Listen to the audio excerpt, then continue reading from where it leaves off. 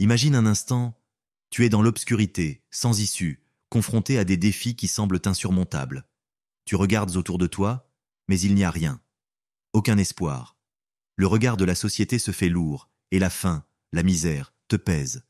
Tu te demandes si un jour tu verras la lumière.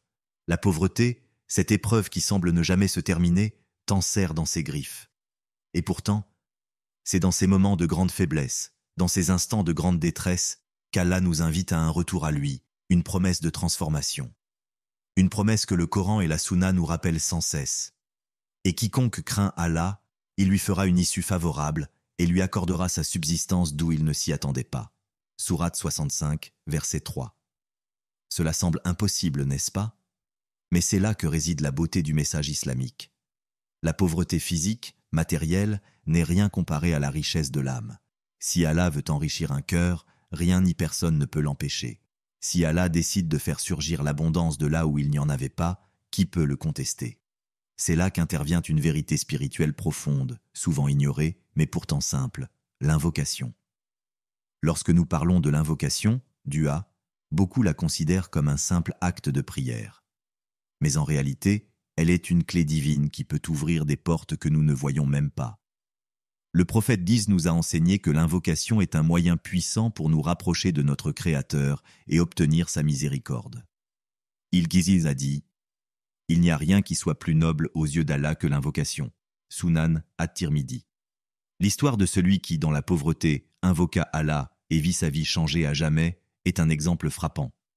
Ce n'est pas une histoire d'un autre temps, mais une réalité que des milliers de croyants ont vécue. Le prophète Ibrahim, lors de son exil, dans sa détresse, lorsqu'il était sur le point de tout perdre, se tourna vers Allah avec une confiance inébranlable. Il dit dans son invocation « Ô mon Seigneur, accorde-moi de la richesse, accorde-moi la guidance et accorde-moi la prospérité. » Et Allah répondit à son appel.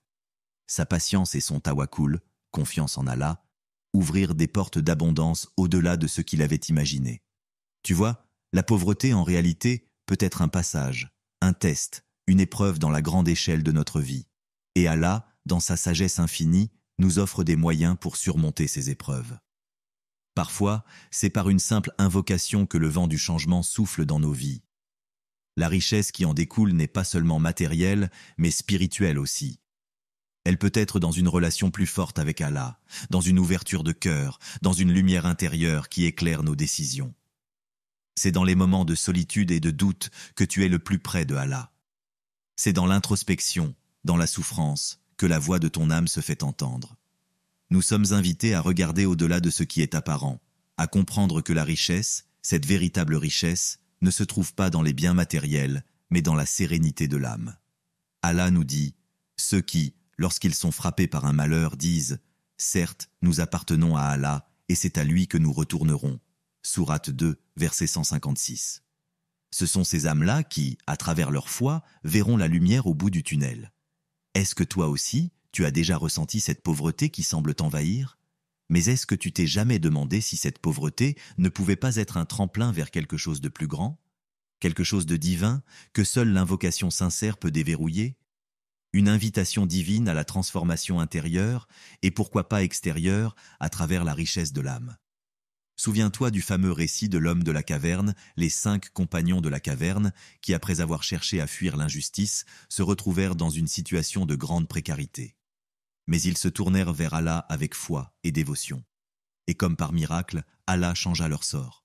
L'invocation sincère et la foi en Allah ouvrent des portes invisibles. Leur situation, autrefois désespérée, fut transformée en une vie pleine de bénédictions et de bienfaits. Il est crucial de comprendre que l'invocation ne concerne pas seulement la demande de richesse matérielle. Elle est, avant tout, une connexion avec le divin, un acte de soumission et de foi pure. Lorsque tu te mets à genoux devant Allah, avec un cœur pur et humble, c'est dans cet instant que la véritable richesse se révèle. Le prophète Isa dit « Si tu demandes quelque chose à Allah, demande-lui avec conviction. » Sahih al-Bukhari. C'est là que réside le secret. La conviction, la confiance que tout ce que nous demandons à Allah, il peut le réaliser. Peut-être te demandes-tu pourquoi Allah ne répond-il pas immédiatement à mes invocations?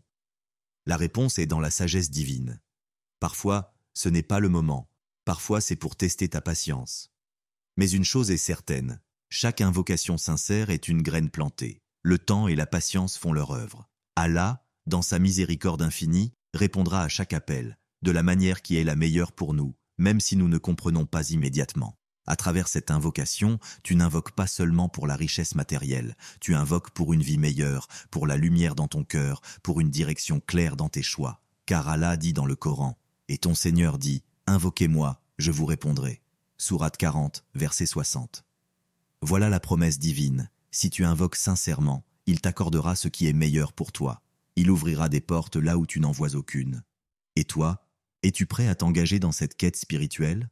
Es-tu prêt à t'abandonner dans les bras de la miséricorde divine, à voir au-delà de tes besoins matériels et à comprendre que la véritable richesse réside dans ta relation avec Allah?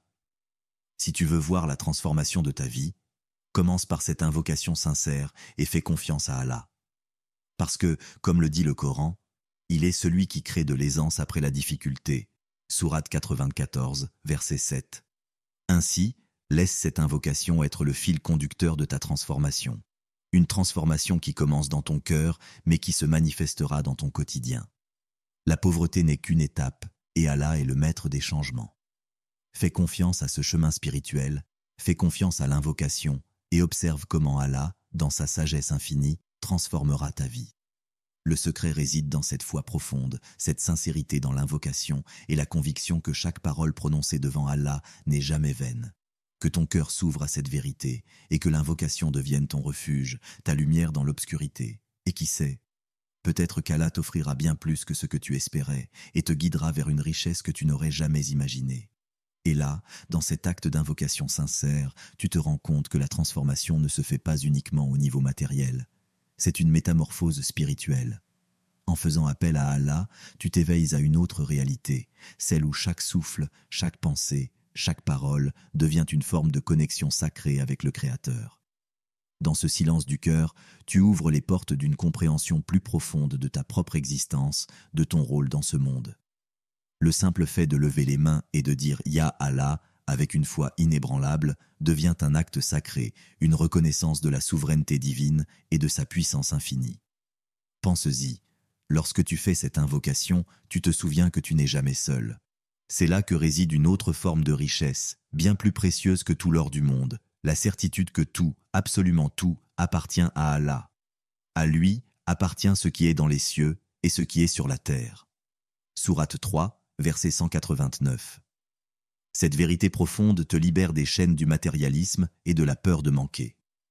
Ta richesse véritable ne réside pas dans ce que tu as, mais dans ce que tu es, et surtout dans ta relation avec celui qui contrôle tout. Mais cela demande un effort de foi, de patience, de persévérance. Parce que souvent, la réponse divine ne vient pas instantanément. Les bienfaits d'Allah se manifestent parfois après une longue période d'épreuve, de patience et de confiance. C'est dans ces moments de test que tu comprends que la véritable richesse réside dans ta capacité à rester ferme, à garder la tête haute et à avoir confiance que tout ce qui t'arrive est une partie d'un plan plus grand, conçu par le Créateur pour ton bien-être ultime. Cette confiance est ce qui fait la différence entre un cœur riche et un cœur pauvre. Le prophète Aïn a enseigné que la pauvreté n'est pas seulement une question de biens matériels, mais aussi une question de cœur. Dans un hadith authentique, il a dit « Ce n'est pas la richesse qui fait un homme riche, mais c'est la richesse du cœur. » Sahih Muslim. Cela signifie que même si tu n'as rien dans ce monde matériel, si ton cœur est rempli de la lumière d'Allah, tu es plus riche que celui qui possède les trésors de la terre. L'invocation, donc, n'est pas simplement un moyen d'obtenir des biens, c'est un moyen de nourrir ce cœur, de l'enrichir de foi, de lumière et de sérénité. C'est dans cet enrichissement spirituel que réside la véritable transformation. Ce n'est pas un hasard si Allah, dans sa grande sagesse, nous invite à faire l'invocation de manière constante. Chaque parole prononcée avec sincérité est une opportunité de purification, une occasion de renouveler notre lien avec le Créateur. Dans le Coran, Allah nous rappelle plusieurs fois l'importance de l'invocation, et chaque verset est une clé pour déverrouiller la porte de notre cœur. « Invoquez-moi, et je répondrai à votre appel. » Sourate 40, verset 60. Ces mots ne sont pas simplement une promesse, mais un appel. Un appel à nous tourner vers lui, à chercher refuge en lui, à lui confier nos difficultés, nos rêves, nos espoirs. Réalise ceci. Lorsque tu fais l'invocation, tu fais appel à celui qui a créé l'univers, à celui qui fait descendre la pluie sur les terres arides, qui fait pousser les arbres, qui fait naître la vie là où il n'y en avait pas. Pourquoi hésiterais-tu à lui demander ce dont tu as besoin, ce dont ton âme et ton cœur aspirent? Allah est le meilleur des pourvoyeurs. Sourate 62, verset 11. En lui, tout est possible. C'est là que réside la véritable richesse. Dans la foi en sa capacité à changer nos vies, à transformer ce qui semble être une situation désespérée en un terrain fertile pour la croissance spirituelle. Peut-être te demandes-tu, mais comment puis-je être certain que mes invocations seront exaucées? La réponse est simple, et en même temps, elle nous pousse à une introspection profonde. Allah répond toujours. Parfois, la réponse est immédiate, parfois elle tarde, parfois elle prend une forme que nous n'avions pas imaginée. Mais dans chaque réponse, il y a un bien caché, un bien que seul Allah connaît. Peut-être que vous détestez quelque chose alors qu'elle est meilleure pour vous, ou peut-être que vous aimez quelque chose alors qu'elle est mauvaise pour vous. Allah sait, et vous ne savez pas. Sourate 2, verset 216. Les bénédictions d'Allah, mes chers frères et sœurs, ne se mesurent pas uniquement en termes matériels. Il y a des bénédictions invisibles qui sont tout aussi, voire plus précieuses, la paix intérieure, la guidance divine, la satisfaction de l'âme. Et c'est dans cette compréhension que nous découvrons la richesse véritable. Lorsque nous lâchons prise et laissons Allah diriger nos vies, nous devenons riches d'une manière que le monde matériel ne peut offrir. Ainsi, même au milieu des épreuves, même lorsque la pauvreté semble nous accabler, l'invocation est un moyen de se reconnecter à cette source infinie de lumière et de bénédiction. C'est dans ces moments de vulnérabilité que nous ressentons la proximité d'Allah. C'est à ce moment-là que nous nous rendons compte que la pauvreté n'est pas un fardeau insurmontable, mais une étape, une opportunité pour s'élever spirituellement. Comme le prophète Daz nous l'a enseigné, la richesse ne réside pas dans l'abondance des biens matériels, mais dans la richesse du cœur. Sahih al-Bukhari. Alors, pose-toi cette question. Qu'est-ce qui te manque vraiment dans ta vie? La richesse matérielle ou la sérénité du cœur?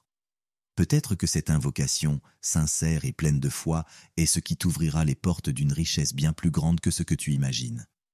La richesse du cœur, la richesse spirituelle qui te rapprochera de celui qui détient toute la richesse de l'univers.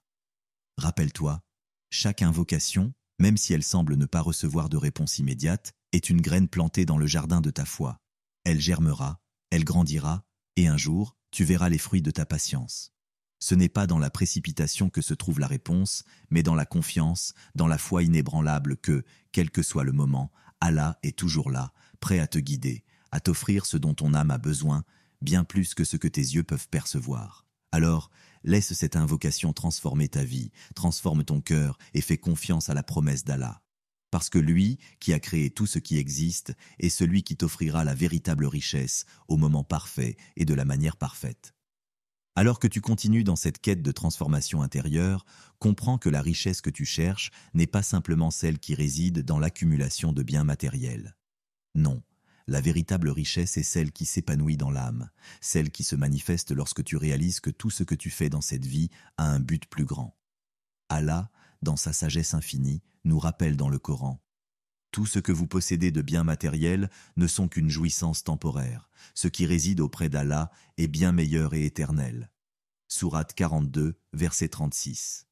La véritable richesse n'est pas dans ce que tu accumules, mais dans ce que tu as dans ton cœur et dans ce que tu es capable de donner.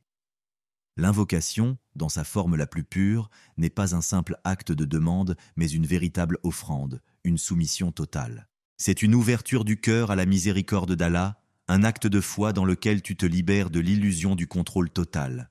Tu t'abandonnes à la volonté divine, et dans ce lâcher-prise, tu trouves une paix que rien d'autre ne peut t'apporter.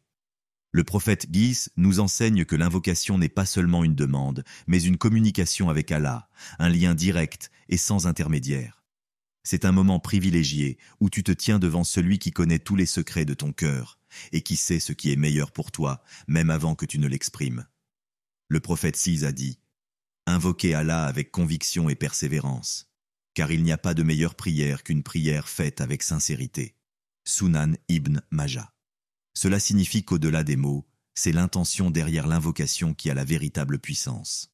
Rappelle-toi que l'invocation ne concerne pas seulement les grands moments de désespoir. Elle est un acte de gratitude, de remerciement à Allah pour tout ce qu'il t'a donné. En effet, Même dans les moments où tu ne vois pas immédiatement la réponse à tes prières, sache que chaque invocation sincère purifie ton cœur, t'élève spirituellement et te rapproche d'Allah. C'est un acte d'humilité, une reconnaissance que tout vient de lui et que tout retourne à lui. Penses-tu parfois que la pauvreté ou les difficultés de la vie sont un signe de l'abandon d'Allah? Non, au contraire, elles sont des opportunités de croissance spirituelle, de purification de ton âme. Ce sont des tests, des moments où Allah te prépare à une épreuve plus grande. Le prophète Bi nous a enseigné que Allah teste ses croyants en leur envoyant des difficultés. Mais à chaque difficulté, il donne une récompense, une bénédiction plus grande. Sahih Muslim. Dans ces épreuves, l'invocation devient ta bouée de sauvetage. Elle est le pont entre toi et Allah, un moyen de renforcer ta foi et de t'ancrer dans une confiance absolue. À travers l'invocation, tu appelles Allah non seulement pour tes besoins matériels, mais aussi pour la force spirituelle, pour la guidance, pour la clarté d'esprit et de cœur. Et c'est là que se trouve la richesse. La richesse dans la tranquillité de ton âme, dans la certitude que, peu importe les épreuves de ce monde, Allah est toujours là pour te guider. Un autre aspect crucial de l'invocation est la persévérance. Allah nous enseigne dans le Coran. Ne vous détournez pas de la prière, ne vous lassez pas de demander, car Allah aime ceux qui persévèrent dans leur foi. Sourate 2, verset 186. Il n'y a pas de délai imposé par Allah pour la réponse à tes prières. Il peut te répondre instantanément ou il peut attendre le moment parfait pour te guider là où tu en as vraiment besoin. La patience dans l'invocation est elle-même une forme de richesse.